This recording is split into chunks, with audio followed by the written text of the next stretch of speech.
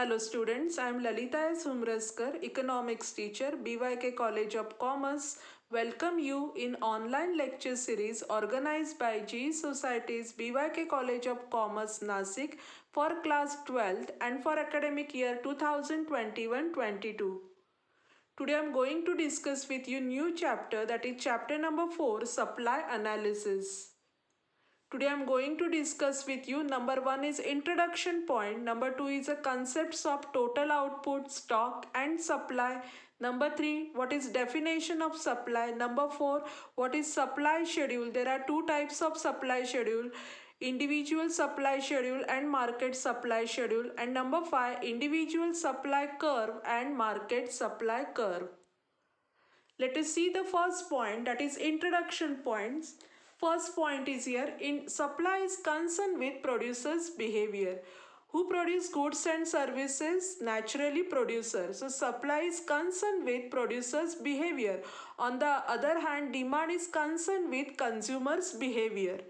Right? Number 2 is the study of supply is as important as the study of demand. Why the study of supply is as important as the study of demand? Because price is determined by total market demand and total market supply in the economy. Okay, that's why the study of the supply is as important as the study of the demand. Next one is the total amount of goods or services available for sale at any specified price is known as a supply.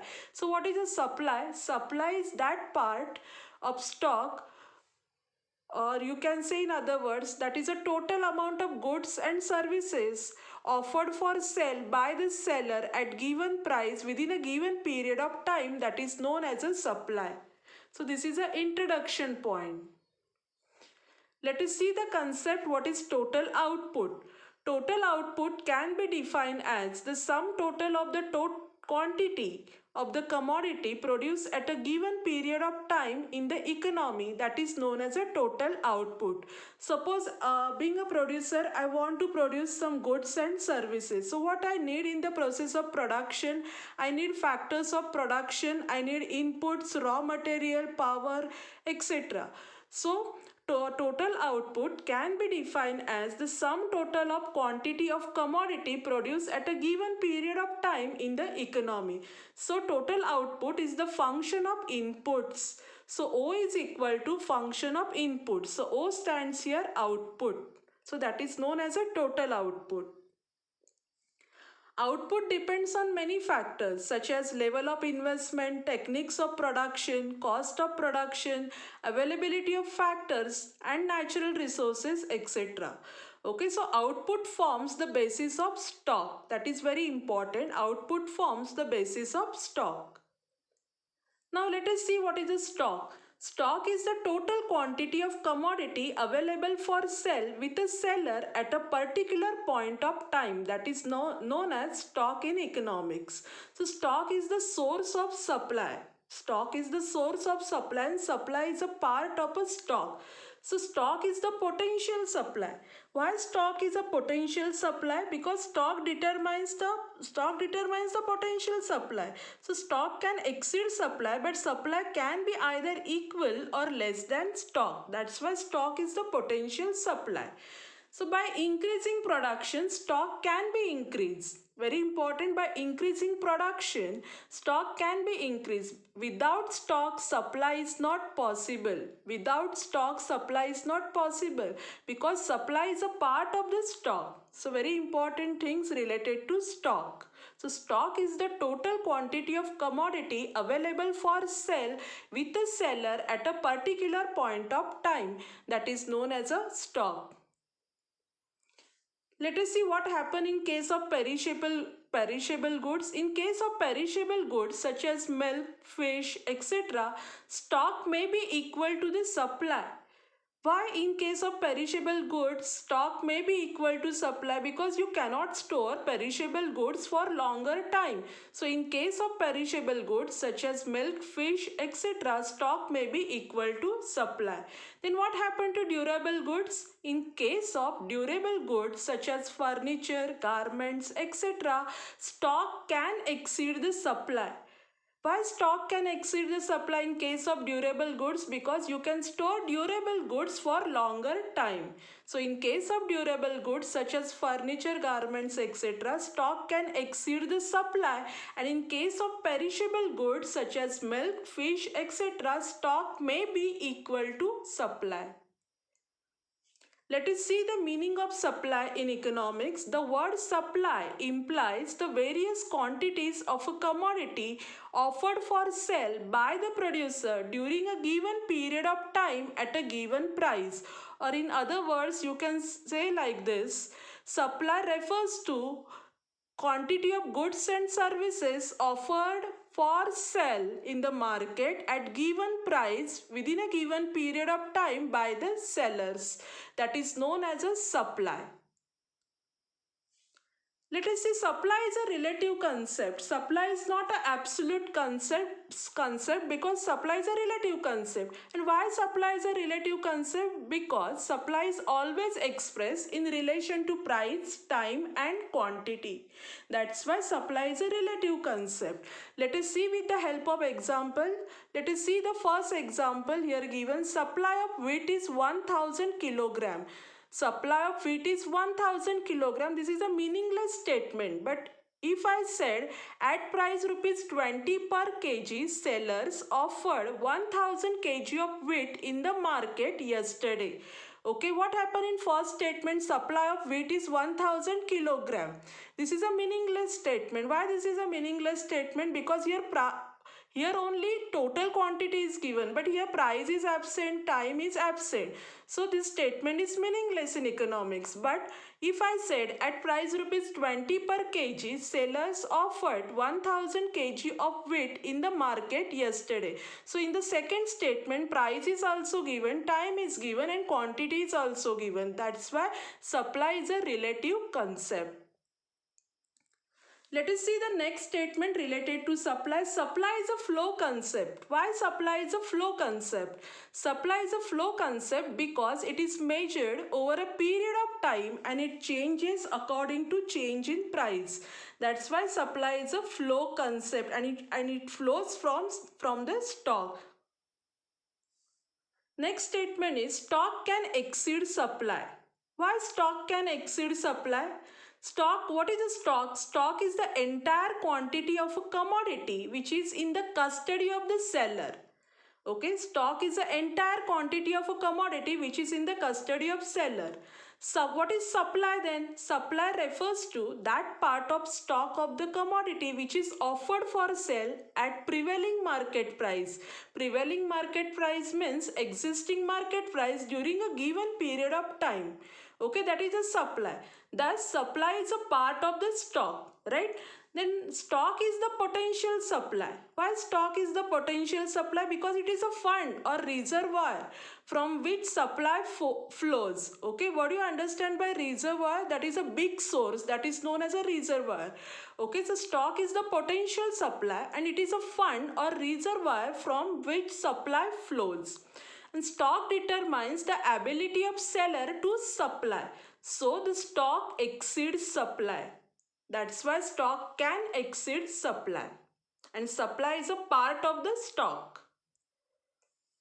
Next statement is supply of perishable goods is equal to its production.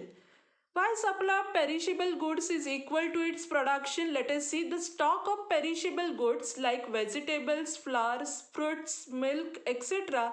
is equal to the supply, because you cannot store perishable goods for longer time. So this is because perishable goods cannot be stored for long time and they become stale. So they need to be sold within a short period of time irrespective of the price. Also the cost of storage is also high, right? That's why supply of perishable goods is equal to its production. Next statement is related to supply. Supply of durable goods is elastic. Why supply of durable goods is elastic? Let us see. Durable goods like TV sets, fridge, clothes, etc. are long lasting. You can store them for longer time. They can be stored for longer period of time. So the producer can maintain the stock of these goods for longer time. They can be supplied according to price change. So the supply of this goods is elastic. Okay, that's why supply of durable goods is elastic. Now let us see the definition of supply. This definition is given by the economist Paul Samuelson. Let us see what he says about the supply. According to Paul Samuelson, supply refers to the relation between market prices and the amount of goods that producers are willing to supply. Okay, that is known as a supply as per the definition given by the Paul Samuelson. Again, I'm repeating, supply refers to the relation between market prices and the amount of goods that producers are willing to supply. That is a supply. Let us see this definition with the help of example. A farmer's total output of rice is 4,000 kilograms. Okay, that is a total output of the farmer. This is total stock. So, total output forms the total stock. That is a 4,000 kg. If the price is rupees 40 per kg, farmer he offers 1,000 kilogram for sale in the last week. So, this is the actual supply. So supply is a relative concept and it is always expressed with price time. Yes, that is a supply. So from this example, it is clear that concept of the supply highlights the four essential elements. Let us see these elements. Number one is quantity of commodity. That is very important in case of supply. Quantity of commodity. Number two is a willingness to sell. Willingness of the seller, that is also important. Number three, price of the commodity. Price is also important here. And number four, period of time. So these are the four essential elements as far as the concept of supply is concerned. First one is a quantity of commodity. Number two is a willingness to sell. Number three is the price of the commodity. And number four, period of time. Now let us see now very important concept related to this chapter, that is a reservation price. Okay, what is a reservation price?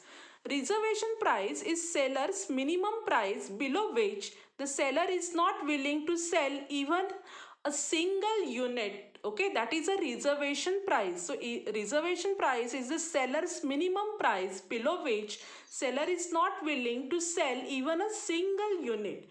If market price is more than the reservation price, then seller will be willing to offer his stock for sale.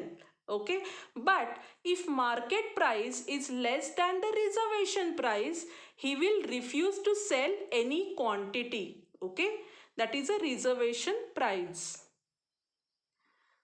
Reservation price differs from seller to seller. So that is a subjective here.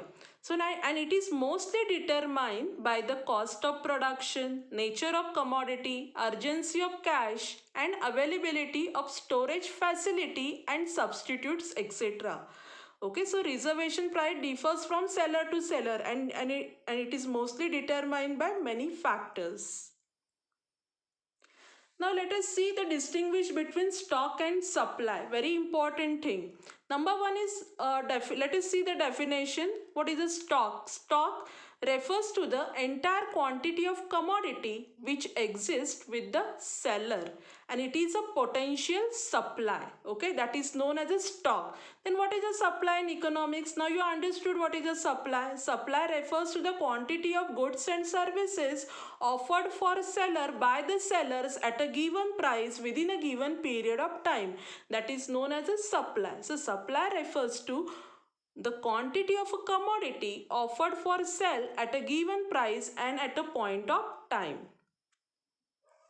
Now let us see the second point. Stock depends upon the production. Stock depends upon the production. So production, total output forms the stock. So stock is the outcome of the production. If production increases, stock will increase. And what happened to the supply? Supply is the outcome of the stock. So supply is a part of the stock and stock is the basis of supply. That is the second point. Number three is stock is a static concept. What do you understand by static concept? Stock is a static. Static means rigid. Whereas supply is a flow concept. Why supply is a flow concept? Because it changes according to change in price. Okay. Number 4 is stock exceeds supply. Stock is always greater than the supply. For perishable goods, stock and supply can be same. However, supply cannot exceed the stock because supply is a part of the stock. So this is a distinguish between the stock and supply. Now let us see the second pair up for distinguish between, that is a distinguish between total output and supply. First one is a definition. What is total output? You understood now what is a total output. Total output or output refers to the total quantity of a commodity that a producer produces with the help of factors of production using a particular technology during a given period of time. So total output is a function of the total inputs used in the process of production, that is a output. Then on the other hand, what is a supply? Supply refers to the quantity of a commodity which producers are willing to offer for sale at a given price during a given period of time. Now let us see the second point. Output is the function of inputs. So O is equal to function of inputs. Okay. So we use all sorts of inputs in the process of production. So output is a function of inputs. So O is equal to function of inputs. Then what happened to the supply? Supply is a function of the stock. So S is equal to function of stock. This is the second point. Number 3 is output depends upon the level of investment, technique of production, cost of production, availability of factors and natural resources, etc. Then what happened to supply? Supply depends on the stock and price. Number 4 is output forms the basis of stock. Okay. On the other hand, stock forms the basis of supply. So this is a distinguish between output and stock. Now let us see the next concept, that is a supply schedule. What is a supply schedule? A supply schedule is a tabular presentation of the functional relationship between price and quantity supplied of a particular commodity, that is known as a supply schedule. Or in other words, you can say like this: supply schedule is a tabular presentation showing functional relationship between price and quantity supplied by all sellers in the market at a given price within a given period of time. That is known as a supply schedule. So there are two types of supply schedule: individual supply schedule and market supply schedule. Now let us see what is individual supply schedule. Individual supply schedule refers to a tabular presentation showing various quantities of a commodity that a producer is willing to sell at a various prices during a given period of time. That is known as an individual supply schedule. Or in other words, you can say like this: individual supply schedule is a tabular presentation showing various quantities of commodity that a producer offered for sale at a given price or various prices within a given period of time. Okay. So here what we consider in individual supply schedule, we consider only a single producer in the market and not all producers in the market. So that is known as a individual supply schedule. Let us see this individual supply schedule in front of you. Here two columns are given. In first column, price of a commodity X in rupees per kilogram given, and in second column, supply of commodity in kilograms given. At price rupees 10, quantity supplied by a single producer or seller is 100 kilograms. When price rises to rupees 20, supply also rises to 200 kilogram. After 20, price rises to 30. Yes, supply also rises to 300 kilogram.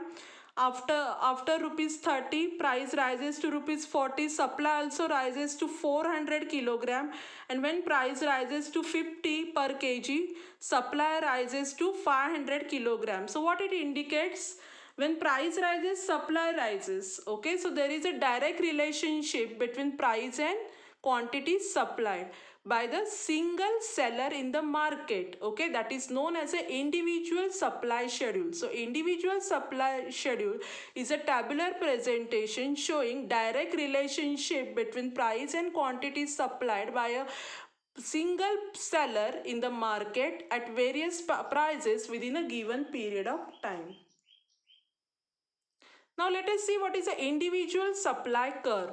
So what is an individual supply curve? It is a graphical presentation of individual supply schedule. Let us see the individual supply curve. Okay, so on y-axis we measure price and on x-axis we measure quantity supplied by a individual seller in kilograms. So at price rupees 10, quantity supplied is 100 kilograms. When price rises to 20, quantity supplied rises to 200 kilogram.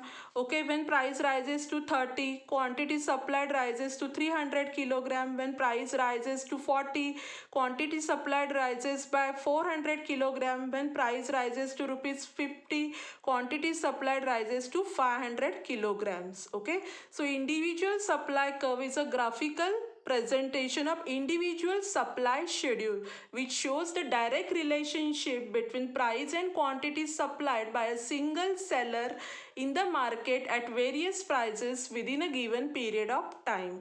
And so what happened to the supply curve, that is a SS supply curve, slopes upward from left to right, which is indicated by the SS, that is the individual supply curve. Now let us see the second type of supply schedule, that is a market supply schedule.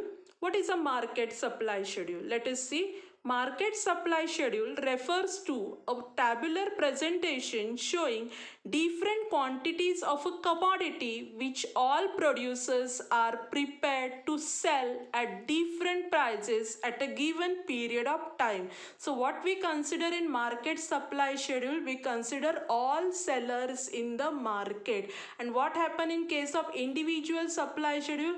In individual supply schedule, we consider only a single seller in the market. So what is a market supply schedule? It is a tabular presentation showing direct relationship between price and quantity supplied by all sellers in the market at different prices within a given period of time. That is a market supply schedule. Let us see the market supply schedule in front of you.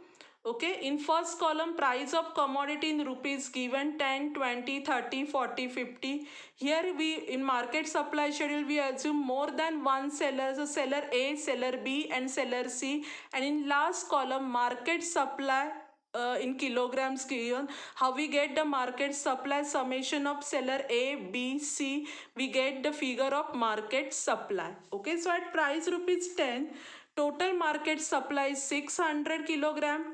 At price rupees 20, total market supply is a 900 kilograms. At price rupees 30, total market supply is a 1200 kilogram. At price rupees 40, total market supply 1500 kilogram, and at price rupees 50, total market supply is 1800 kilograms. So when price rises, market supply also rises. So there is a direct relationship between price and market supply.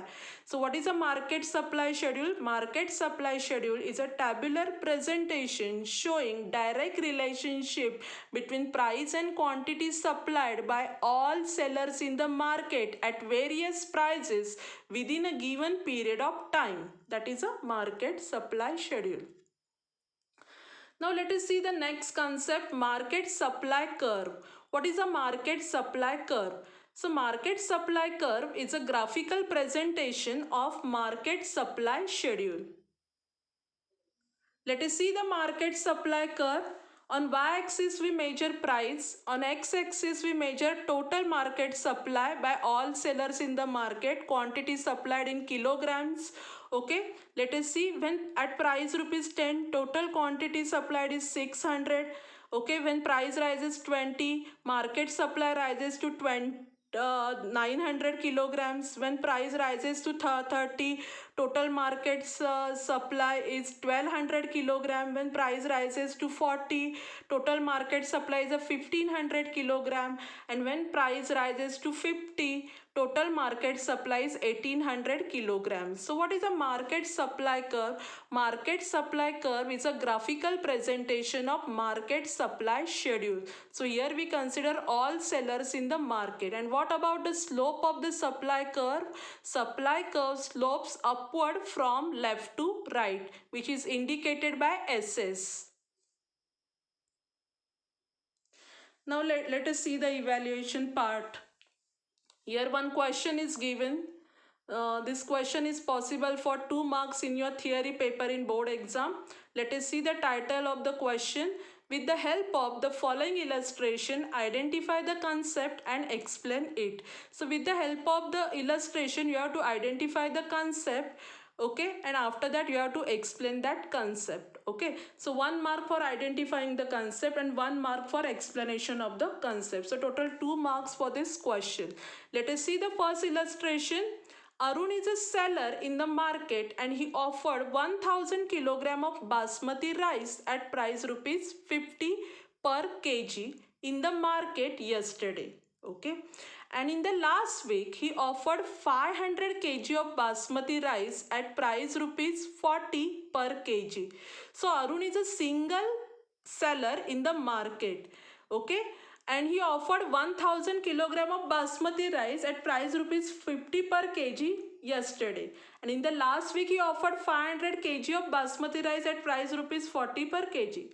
Okay, so this illustration belongs to the concept individual supply. Immediately you will get here 1 mark and 1 mark for explanation of the concept what is individual supply. Let us see the second illustration. Ramesh, Mahesh and Rajesh are 3 sellers in the market and they offered 1000 kilogram of wheat at different prices over a period of time. So Ramesh, Mahesh and Rajesh, these are the 3 sellers in the market. So this illustration belongs to the concept market supply. Right, after immediately you will get here 1 mark, 1 mark for identify the concept and 1 mark for explanation of the concept what is market supply. Let us see the third illustration. Sarjay Rao is a farmer and he produced 5 quintals of wheat by employing all factors of production and inputs in the production process during the year 2020-21. So Sarjay Rao is a farmer and he produced 5 quintals of wheat. How he produced 5 quintals of wheat? By employing all factors of production, land, labor, capital. And Sarjay Rao is himself as an organizer and he also used various inputs in the production process during the year 2020-21. So this illustration belongs to the concept total output. So what is a total output? Total output is a function of total input. And so for 1 mark for writing what is the concept total output and 1 mark for explanation of the concept total output. So write down your definition of the total output. Now let us see the second question, that is a distinguish between, this is a 2 marks question. So 3 pairs are possible here. First pair is stock and supply, second pair is individual supply and market supply, third pair is individual supply schedule and market supply schedule. So how to write down the distinguish between? 1 mark for writing meaning or definition and 1 mark for point of difference. If diagram is possible, draw here diagram. If schedule is possible, draw here schedule. That is an important instruction to you while writing distinguish between question. So student, what I discussed with you today, I started new chapter, that is chapter number 4, supply analysis, and I discussed with you what is a total output, what is a stock, what is a supply, various features of supply, distinguish between stock and supply, output and stock, that I discussed with you today. What is a supply schedule, what is a market supply schedule, what is individual supply schedule, what is a individual supply curve, and what is a market supply curve. So these things I discussed with you today. And finally student, thank you for listening my video lecture.